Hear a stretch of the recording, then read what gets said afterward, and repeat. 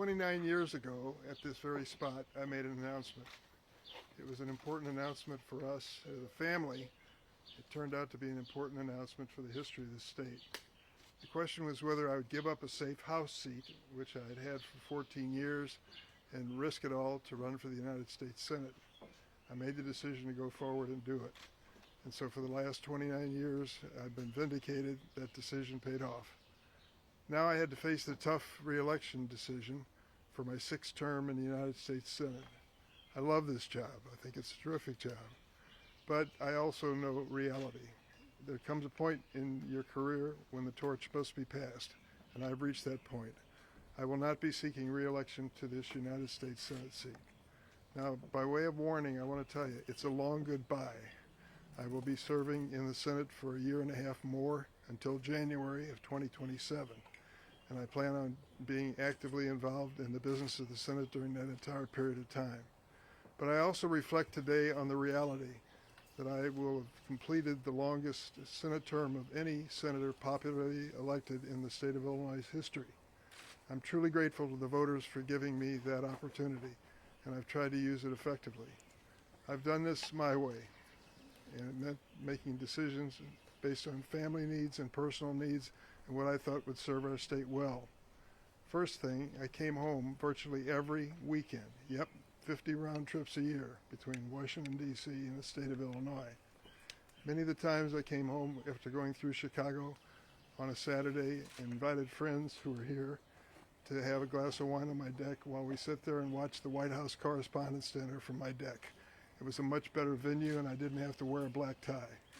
But I did it in my own fashion and continue to over the years. Now we have an opportunity to move forward with the re-election, the election of a new United States Senator. We're lucky we have a strong Democratic bench. I mean it.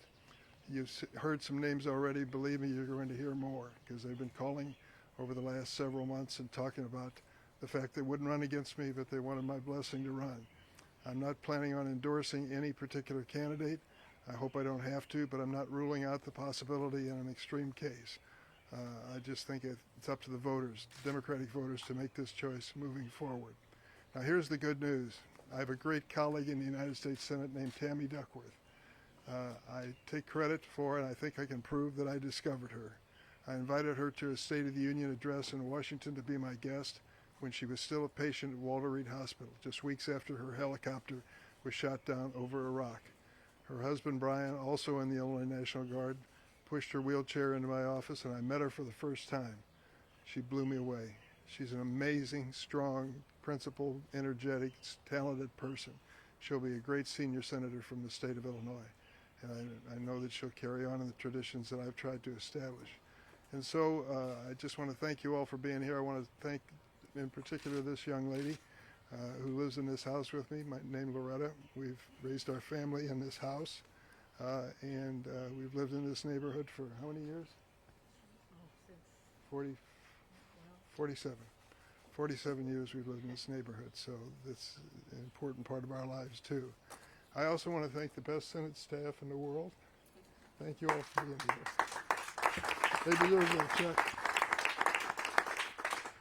And now open up to any questions you might have. Senator, you said that you're not going to endorse anybody, but what kind of qualities and character would you be looking for in someone to best succeed you? You think would you be looking for a female candidate, person of color, or any other qualities that stand out for someone to be your successor? Well, I'm not going to set the criteria. That's for the voter to decide. And they took a risk with me. I'm a downstate Democrat. That's kind of a vanishing breed when you consider federal office, particularly the United States Senate. And many of them had never heard of me. A fellow named Paul Simon blessed me with his endorsement, and I moved forward, and things worked out for the best. Look at Tammy Duckworth's background. Asian American, veteran, what she's done as background. I mean, it's up to the voters to decide what's right and who the right person is. I'm not going to make that decision. But I am confident we are going to have a diverse group of candidates running for the United States Senate, and it's going to make a difference. What does your decision mean to retire as far as the political breakup for upstate and downstate? To follow up on what you said about downstate Democrats being a dying breed. The only thing I can say is I'm saying to everyone who is a candidate, work the entire state. Discover downstate if you don't know it. Discover the suburbs, the surrounding counties in Cook County, the city of Chicago. Discover these wards and precincts. That's been one of the real blessings of this job, and I'll just say it flat out. I was born and raised in East St. Louis. We raised our kids in Springfield, but I love Chicago. And the people who want to badmouth that town are in for a fight with me. It's a great city, and I've been honored to represent it. Senator, what kind of conversations did you have with the Pritzker administration and the lieutenant governor before your announcement? Well, conversations, I wouldn't call them that. I did have a conversation with Juliana. She told me that she was interested, but she wasn't going to run against me, and others have done the same. And when it came to JB, I gave him a call before I made the announcement yesterday. Senator, What? in a year and a half, you walk out the last time, then what are you going to do? I don't know. I just don't know. I've been paying into a pension system for a long time. I may even draw a check out of it. We'll see. But that is not all I want to do. I don't want to sit in a rocking chair anywhere. I want to be actively engaged in the actions and passions of our time, as Oliver Wendell Holmes said. Will you Senator, stay in just to Illinois? just to reflect on, or to follow up on Jeremy's question, just reflect upon the change in the political geography of the state since you first ran for the Senate. When your seat was a safe Democratic seat. Now a Democrat probably could not win it as it was drawn. When I announced 29 years ago, if I said I'm going to carry DuPage County, you'd have laughed out loud. Right, but Now I'm going to carry DuPage County as a Democrat running for the Senate. It's quite possible. If I said to you, downstate is hopeless beyond the Metro East area and Jackson County and a few places, you'd say, what about Bloomington? And said, sorry, we're not ready. We're ready now. We've got places where we are showing real progress in the Democratic Party, building that party. My message to everyone interested in running for office statewide, run in the entire state from one corner to the next. Don't assume a damn thing. These are voters who want to hear from you and want to know if you're going to make their lives any better. does it concern you though that with the majority of the electorate now in the Chicago area, in the collar counties, in Cook County, that downstate might not get the attention that it deserves without a downstate senator? I don't believe that. I think the person who is successful in running for this office is going to understand they've got to not only represent the entire state, they've got to work the entire state. And we've done that. Do you think leaving as a downstate I can't Democrat- give you every question. Senator, Yes. How much did the national political climate, the Trump administration, play into your decision to step aside? Well, it played against my decision. The madder I got about what Trump is doing to this country and to the Constitution, the more I wanted to serve and not step aside. But I'm going to spend the next year and a half doing my best to honor the Constitution and protect it. Senator, how much is Go ahead. going off of that last question there, we've heard from Lieutenant Governor Stratton that she's already announced her campaign and she's making it very clear pushing back against the Trump administration is going to be at the forefront of her campaign messaging. I'm sure that's going to be the case going forward. Is that a winning strategy for a Democratic primary? Well, it's an important place to start in the Democratic primary. There's an intensity of feeling about what the president has done in his first 100 days, and I share that feeling. There is an energy that you see in the rallies that are taking place around the state and around our country on a regular basis. There's an impatience. People want change tomorrow. They want to stop him tomorrow. Some of them are not realistic. We just don't have a majority in the House and the Senate. There's a limit to what we can do. But it is the starting point for any party that's out of the White House, as we will be in this next by-year election. What do Democrats need to do to win back the majority? Because their approval rating nationally right now is not that great. Well, having a unified message is tough when you don't have a candidate for president or a president. It's kind of a chorus instead of an individual that you focus on for that purpose. But we will be unified in our message, and the person who will unify us is Donald Trump. Let me tell you, that trade war that he has initiated in the United States is going to be devastating to the state of Illinois. Go to the Farm Bureau and ask to meet with them privately. They don't want to speak publicly about this. And ask them what it'll mean if we go through with tariffs on their exports. Go to the CEOs of corporations who called me and told me they were desperate to make a decision on their future, but they couldn't make it because of the prospect of these tariffs. He's creating a devastating economy, and that is the starting point of our election campaign. Senator, life has seasons, and when you look back and think, that time I was in the United States Senate, what are maybe the first one or two memories that come to mind? Well, I don't know if it's quite that easy. I would tell you that it's an honor that I never dreamed that I would have. I've worked with some extraordinary people. I've witnessed history being made, and I think of the people I served with, Teddy Kennedy, John McCain, the list goes on and on from there. And they have basically, as far as I'm concerned, made history, and I witnessed it, was part of it in some instances. So that was important to me. But I'll also tell you that getting things done that make a difference in the lives of people I represent makes all the difference in the world. I look back, for example, on something I did in the House of Representatives. It seemed almost inconsequential to ban smoking on airplanes. It ended up being a tipping point, and the whole problem with health care and tobacco changed with that as a starting point. People started saying, if secondhand smoke is dangerous in an airplane, well, what about a bus? What about a train? What about an office building? What about a restaurant? And I want to add that my wife Loretta worked for the Lung Association and helped to change the law in Illinois to make it safer for people in restaurants and places like that. Senator, can you go back to when did you first start considering that this was going to be your last term, and was there something that was sort of the tipping point for you? No, it just came down to this. I'm 80 years old, all right? I feel good and strong and healthy and go to work like I'm supposed to, travel back and forth to Washington every week. But I had to project forward. The campaign's going to last 2 years, and then you're going to serve 6 years. So are you ready to make an 8-year commitment? That's the truth and the reality of the United States Senate. I didn't think at this point it was the right thing to do. I think it was the right thing to pass the torch on to another generation. Specific priorities for, do you have specific priorities for yourself, being in the minority party for this last year and a half in office? Well, I'm going to look for opportunities, but I'm going to spend a lot of time talking to my Republican colleagues, many of whom have sent me nice messages in the last 24 hours. I'm going to beg them to stand up and fight with us to protect the constitutional authority of the United States Senate. We can't give this away. Trade, for example, I know you follow agriculture very carefully.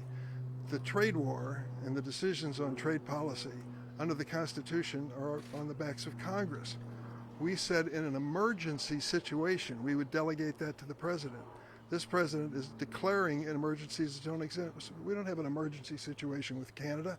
For God's sake, is one of our most important trading partners. And now we're going into a trade war with Canada. Is that the message of the last presidential campaign? People laugh out loud when you say that. But it's sad that we've reached that point. The point I'm making to you is if we as a Congress step up and assert our constitutional authority and responsibility, then we can slow down this president from all these executive orders that he's been issuing. Senator Durbin, can you say as to why you think Democrats have nationally a lower polling than they've had in decades? Why is that the case? Well, there's a disappointment among some progressives that we lost the last election. But I think they can be brought back into the fold if we aggressively go after this administration and their violations of the Constitution and offer an alternative. In a short period of time, in the first 100 days, Donald Trump's approval ratings have been going downhill. And it just reflects the fact of how radical his ideas are and how unacceptable they are to most families. So, you know, I think we can build this party. I think we can build it back into a majority party. We got to get started with the off-year election. Senator, if you could go back. Reasons why the polling has come down for Democrats. What are some of those specific things that you see where, that trip them up? Well, there's a disappointment that we didn't address the issues, the cost of living issues. But remember this president, remember what he promised about the price of eggs and the price of food people face in the grocery stores? Doesn't talk about it anymore, does he? Because exactly the opposite is occurring. His trade war is going to raise prices on American families at a time when they thought the message of the last election was they had a friend in Donald Trump who would bring down costs for families. That's not a fact. It hasn't happened. And when we make that message clear across the board, I think it'll make a difference. Senator, if you could go back 29 years to when you made that first announcement about your Senate run, Yeah. and give yourself some advice Yeah. for the years ahead, The diet? You go ahead. what would that be? If you could give yourself some advice as you were announcing that first Senate run. You know, I learn as I go. I don't come in with a magic formula and follow that formula. And my magic formula, if there is one, is come home every week to Illinois. Make sure you keep in touch with this state from one corner to the next. Stick with your family and your base here in Springfield. but don't give up on Chicago. It's a great city. You know, it lets you in on a little secret. We did some polling after 10 or 12 years I've been in the Senate, and we asked the voters, where do you think Durbin's from? The people in Chicago said, well, of course he's from Chicago. And the people downstate said, well, of course he's from downstate. And I said, whatever we're doing, keep doing it. And it just meant being a person available all around the state at all times. And that really sees you through. You build up a base of support, and I tried to do that. Given the tensions that exist between upstate and downstate Illinois, do you think that you leaving the Senate as a downstate Democrat exacerbates that? No, I don't. I can't speak for a person who will succeed me as nominee, but I can speak for Tammy Duckworth. She spends a lot of time downstate, and for her it's a special challenge, and I respect her very much for it. She understands the importance of the whole state. We're seeing a generational shift in the people that are now not running for Senate seats. Is an older member of the U.S. Senate, I not beg as your old as pardon? one, is a grassroots got you there. Is there a need for that? Did you ever feel that your age got in the way of the decisions you made or how you represented the No, people? not at all. And let me tell you something. I made this point in other interviews. Bernie Sanders is older than I am. He's drawing thousands of people that rallies in places that red states with AOC and other people. He's got a lot of energy, and he's already announced he's running again in 2 years or 4 years, whenever he's up next. Chuck Grassley is a perfect illustration. He visits every county in his state every year. I sit next to Chuck in the Judiciary Committee. He is focused and energetic. We disagree on a lot of issues, but his age isn't holding him back. You got to be honest about this, though. And many times it's tough to be self-critical when it comes to something as personal as age. But I feel I'm strong enough to go forward, but I try to think 8 years ahead, and I think this is the right decision. Senator, your thoughts on Citizens United and its impact? You know, we see these cartoonish third-party ads picking on the appearance of candidates. Just your thoughts on the impact of not only on elections, but just the way we view folks in Washington. Any negative concerns there? I took a look at the decision speech or press conference of Paul Simon when he decided not to run for re-election. And he said there were two reasons, and this goes back, as I mentioned, to 1994. He made the announcement a week after the previous election for the one that he would be standing for re-election in. And he gave two reasons. He said the money cost of these campaigns is out of control. He said this in 1994. And you think to yourself, now, Paul, you wouldn't believe it today. Millions of dollars being spent is not uncommon at all. I gave an example. One industry, the cryptocurrency industry, pay attention to what's going on there. They are becoming major political players. They've decided that some people who want basic regulation of this industry to protect people who are buying into it have got to be defeated. Well, Sherrod Brown was one of those senators. He sits next to me on the A committee. We vote identically on that subject. And you got to decide whether you're going to run based on your conscience or you're going to run based on fear of the money they're going to spend against you. They spent $40 million, that industry, against Sherrod Brown in the last election, and sadly he lost. So the reality is, as Paul worried about it, it's much worse today. But the second thing he said, you just alluded to, it wasn't just money. He said in 1994, there's too much meanness in politics. Oh, Paul, if you can only see it today, you wouldn't believe what's going on. And millions of dollars are being spent to muddy people up and to destroy their reputation in the community. That's just the reality. Senator, one bill that you've championed for decades is the DREAM Act. It Yes. hasn't gotten across the finish line. I know you can reflect on that. And do you think there's a chance in Donald Trump's America that can get across the finish line before you leave? I don't know. The first time I ever met Donald Trump, he had just been sworn in as president. I was at a luncheon. I walked up to him and I said, I want to talk to you about the DREAM Act.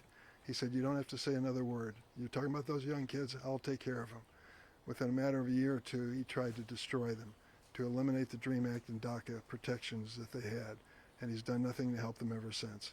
He has people working for him in the White House. Stephen Miller is one in particular, a domestic policy advisor who despises immigrants. Why do I say despises? Because I've been listening to him for 10 years, the speeches he wrote for senators and things that he said. As long as those people are getting the ear of the president, I'm afraid we won't be able to help those who are protected by DACA and the DREAM Act. But I'm not giving up. 830,000 DACA recipients are protected by that law. There should be millions more that are protected. These are innocent kids who came to the United States as infants and toddlers. Their parents made the decision to cross the border. They didn't. They grew up here and did everything right, pledged allegiance to the flag in their classrooms every morning, thought they were part of America, and learned probably when they were about 13 or 14 they were undocumented. Now this president wants to deport them if he can. I hope he doesn't get by with that. I'm going to fight him. Senator, other than that, the DREAM Act, do you have any regrets or frustrations as you're preparing to wind down your congressional career? Listen, the Dick Durbin plan for shaping up America is still there. I'm making a joke here. I have a lot of ambitions and things I'd like to see improved in this country. I'll get a chance to work on some of them before I leave, some of them I won't. But at some point you've got to come to trust that the next generation will feel as you do and work hard to get things done. I can just tick off 10 or 12 bills where the principal sponsor came up with an idea that he couldn't get across the finish line, but someone succeeded him and did that. I've got confidence that the ideas and values that I've fought for are going to eventually prevail. I may not be at the signing of the bill, but that's not the important thing. It's important that it get done for the good of this country. Let me close by saying thanks to the media. A lot of you came a long way and sacrificed to be part of this announcement today. I appreciate your coverage over the years, and I hope I've been available as you've needed me as much as I possibly can. I'll continue to be through this election for the friends, family, and staff who've come here from around the state. Thank you from the bottom of my heart. Thank you.